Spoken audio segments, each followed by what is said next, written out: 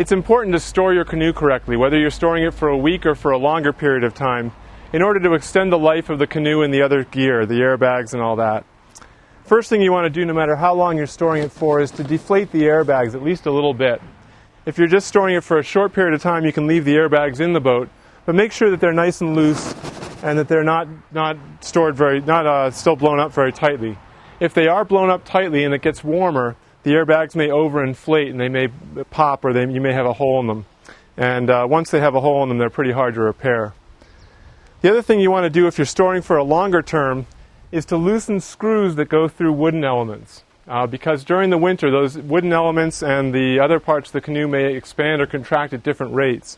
And depending on the rate that they expand or contract at, they may actually crack.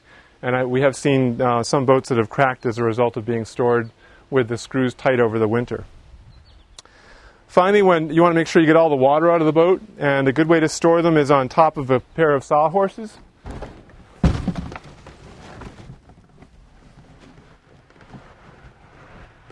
You can just put the boat on top of the sawhorses, turn it upside down, make sure it stays nice and dry, keep it out of the UV.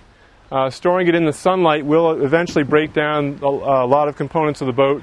Certainly will do some damage to the float bags. And even though the Royal X is UV protected because of the vinyl on the outside, it's still a better idea to store these under cover where they're not going to get a lot of UV. So if you store your boat properly, it'll last you for a long time.